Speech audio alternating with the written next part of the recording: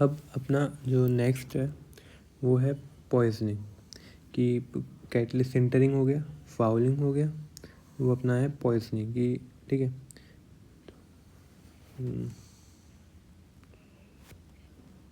तो deactivation third है अपना।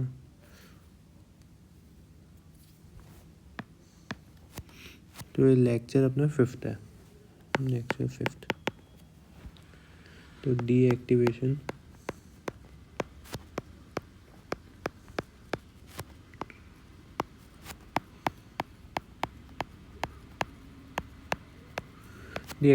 वो है पॉइजनिंग। तो क्या होता है पॉइजनिंग में, क्या होता है जब पॉइजन मॉलिक्यूल होते हैं वो एक्टिव साइट्स को इरिवर्सिबली ऑक्यूपाई कर सकते हैं, क्योंकि उनको मुश्किल होता है उनको रिमूव करना, और बहुत कॉस्टली होते हैं रिमूव करने के लिए। तो पॉइजन मतलब इसलिए अपन बोलते हैं कि कैटलिस्ट की पॉइजनिंग, मतलब पॉइजन कर देते हैं स्लोली कैटलिस्ट को ओवर टाइम। ठीक है, तो अब जैसे बहुत सारे हैं, जैसे सल्फर हो गया,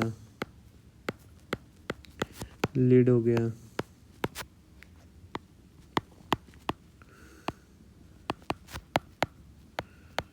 मरकरी हो गया,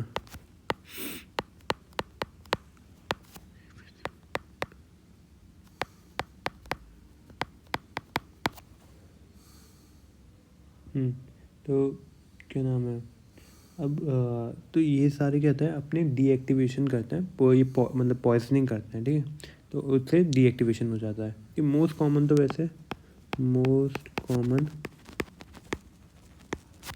अपना सल्फर पॉइजनिंग रहती है।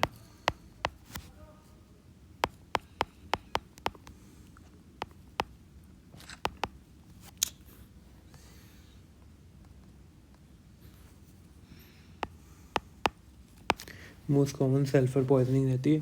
तो अब देखो, जैसे मेन रिएक्शन है अपनी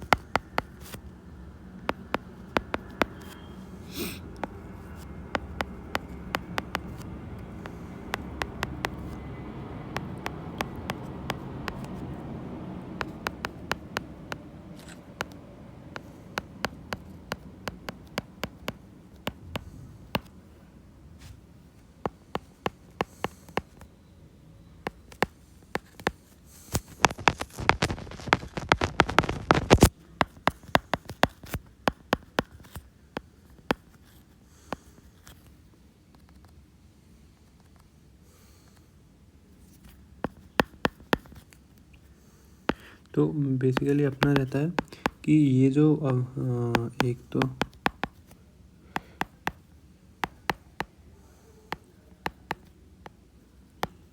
ठीक है, तो ये तो अपना नॉर्मल वही हो गया। लेकिन यहाँ ये जो रेट लिए लिखी गई है ना, ये मतलब जैसे ए है वो सरफेस एस सरफेस साइड्स को रिप्रेजेंट करता है, वो ए एस पे गया। फिर जो ए एस है वो बी एस गया, बी मतलब कि ये हो गया केमिकल रिएक्शन हो गई, और आखिरी में ये डिसऑप्शन स्टेप हो गया। तो ये जो है ये पीछे टॉपिक आएगा पूरा। ये अपना जो रेट लिखी हुई है वो LHH-W मॉडल से लिखी गई है। ठीक है, जो पीछे है, पीछे जब आगे लेक्चर होंगे तो मैं वो वाला पोर्शन में बताऊंगा कैसे आता है। ठीक है, और पॉइजनिंग रिएक्शन है उसकी रेट है। तो आपके अब वही है कि ये जो है पी मतलब जो ये लेड हो सकता है, सल्फर हो सकता है, एस सरफेस साइट है, और ये सरफेस साइट को ऑक्यूपाई कर देता है। पी एस मतलब इसको बोल सकते हैं हम, पी एस उसको बोल सकते हैं पॉइजन साइट्स या डेड साइट्स।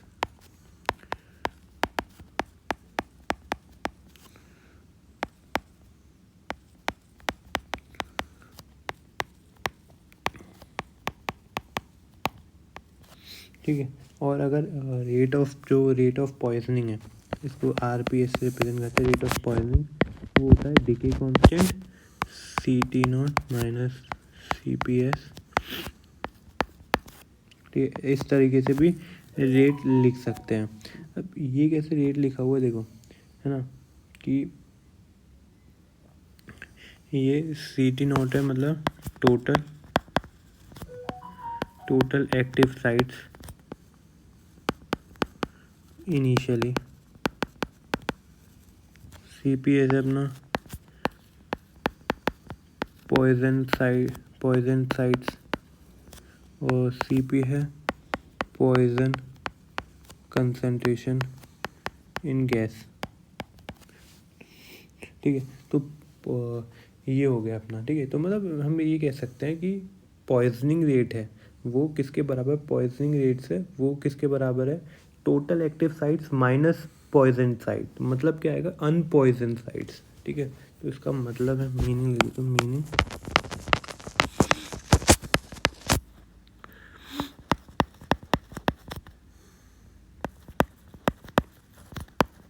जो पॉइजनिंग रेट है वो है अनपॉइजन sites into poison.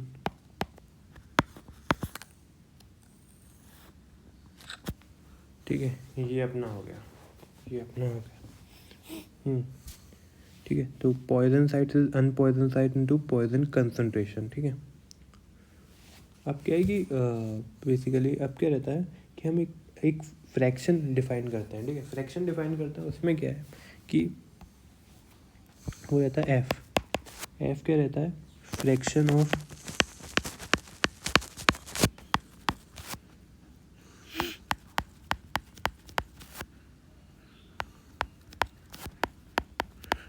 Of poison site. तो ये है CPS upon CT not.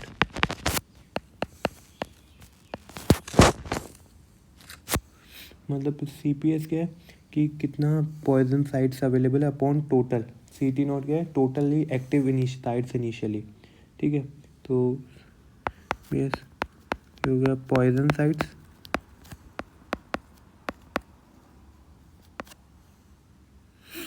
Upon total initially sites, total initial sites.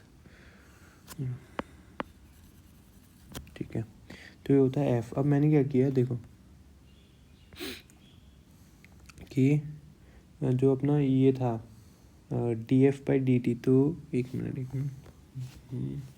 F अपना ये हो गया, और मैंने समझो ये वाला जो ऊपर वाला एक्सप्रेशन है, यहाँ से अगर मैं CT नॉट को कॉमन ले लूँ तो हो जाएगा 1 माइनस CPS, ये हो जाएगा 1 माइनस CPS। एक्चुअली ये ऊपर वाला वापस बता दूँ, देखो जो ये था ना RPS, रेट ऑफ पॉइजन था, मतलब पॉइजनिंग रेट थी, उसको अपन दो तरीके से लिख सकते हैं। देखो डी, जैसे रेट क्या होता है, चेंज इन कंसंट्रेशन, तो हो जाएगा DPCS/dt। ठीक है, ये देखो two KD into CT not CPS into CP, कुछ नहीं, वही ऊपर वाला फॉर्मूला लिखा है, यही चीज़ लिखी है बस, ये कि रेट जो होती है वो होती है change in concentration, rate of poisoning. ठीक है, अब क्या है कि मतलब ऐसा हो रहा है ना कि पॉइजन जो है वो सरफेस पे आके आता जा रहा है, तो इसलिए नेगेटिव साइन नहीं आ रहा है क्योंकि उसकी कंसंट्रेशन बढ़ रही है, तो रेट ऑफ चेंज ऑफ उसकी कंसंट्रेशन ये RPS के बराबर है। ठीक है, तो अब हम उसको मैंने क्या किया कि CT नॉट उसको कॉमन ले लिया, CT नॉट को कॉमन ले लिया दोनों साइड से, और CT नॉट को मैं लेफ्ट हैंड साइड पे ले आया।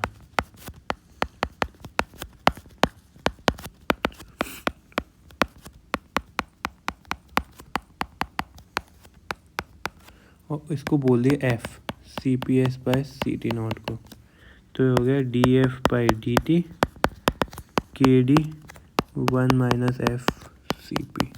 ये हो गया फ्रैक्शन के टर्म्स में, जो ऊपर मैंने फ्रैक्शन डिफाइन किया था। अब ये चीज़ हो गई। ठीक है, और क्या नाम है, और ये देखो कि अपन का कि CPS क्या था कि टोटल कितनी जो साइट्स है पॉइजन है अपॉन कितनी साइट्स पॉइजन है अपॉन टोटल साइट्स अवेलेबल है। ठीक है, एफ के poison sites upon total initial sites. ठीक है, तो बेसिकली तुम ये देखो कि ये जो एफ होता है, मतलब ए होता है बेसिकली एक्टिविटी यही करता है ना। एक्टिविटी क्या है कि टाइम के साथ जो available surface area, available sites है वो डिक्रीज़ करते जा रही हैं। तो मैं ये बोल सकता हूँ कि देखो समय के साथ, टाइम के साथ जो अपनी साइड्स है वो डिक्रीज करती जा रही है। तो एफ है कि कितनी पॉइजन हो चुकी है, बची बची जितनी है वो क्या है, 1/f। 1/f तो अपनी बची है, एफ पॉइजन हो चुकी है। तो एक एक्टिविटी जस्ट हम उसको 1/f 1 - f बोल सकते हैं, क्योंकि एक्टिविटी है अवेलेबल इनिशियली।